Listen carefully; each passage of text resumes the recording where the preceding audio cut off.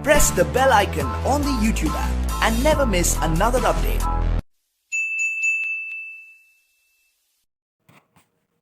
Hello दोस्तों, विद्या class में आप लोग का फिर से स्वागत है। ठीक है, तो चलिए कैसे हैं आप लोग। ठीक है, आप लोग का आप लोग को एग्ज़ाम का बहुत टेंशन हो रहा है। चलिए, अगर आपको लगता है मैथ से डर, किससे?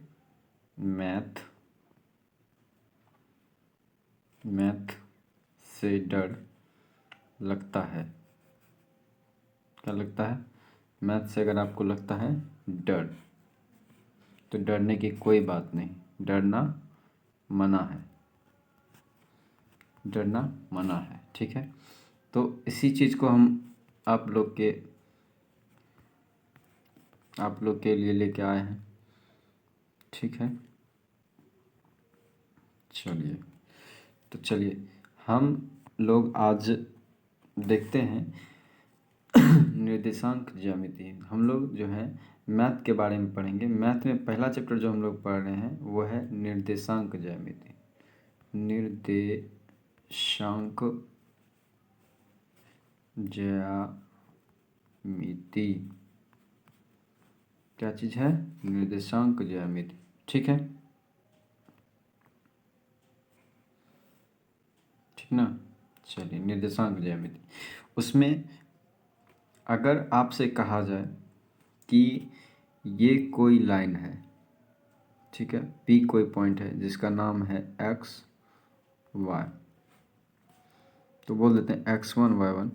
ठीक है, उसी तरह से आपका ये कोई पॉइंट है जिसका नाम है Q, उसका है x2 और y2, ये पॉइंट है।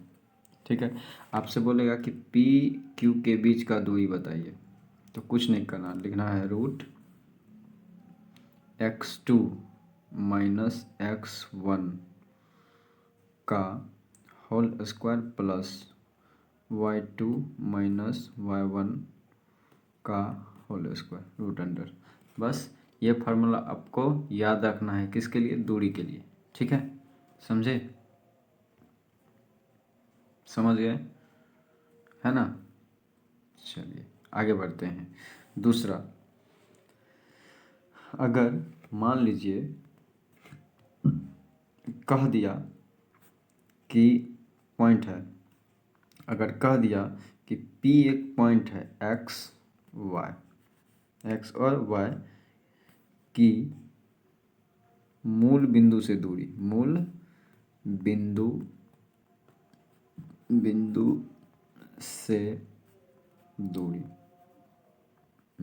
से दूरी। चलिए ये थोड़ा मिटा दें, ये गलत हो गया।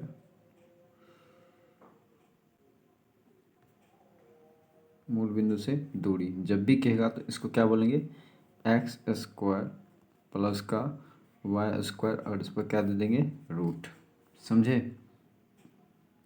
चलिए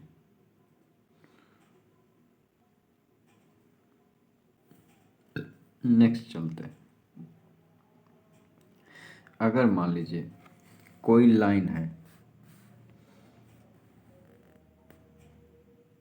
क्या है? अगर मान लीजिए कोई लाइन है, ठीक है, लाइन है मतलब एक आपका रेखाखंड है। ठीक है, एक रेखाखंड है जिसका आंतरिक रूप से विभाजन होता है। इसका m1 स्लोप है, मतलब ये m1 और m2 है, स्लोप नहीं बोल सकते हैं, ये विभाजन है, मतलब रेशियो है। ठीक है, और इसका पॉइंट जो दिया गया है, आपका पहला पॉइंट है x1 y1, दूसरा पॉइंट दिया हुआ है x2 y2, है ना। तो अगर आपसे पूछे इसका फार्मूला, तो क्या लिखेंगे? m1 x2 plus m2 x1 बटे लिखते हैं m1 प्लस m2। ठीक है, कॉमा। अगर आपसे पूछ ले कि m1 y2 plus m2 y1 बटे लिखना है m1 प्लस m2। ठीक है, तो ये फार्मूला हो गया आपका किसका, ये हो गया अगर आपसे पूछे कोई कि x और y पॉइंट क्या होगा, यहाँ का पॉइंट क्या होगा, तो हम लोग क्या बोलेंगे, ये बोलेंगे। समझे? चलिए नेक्स्ट बढ़ते हैं।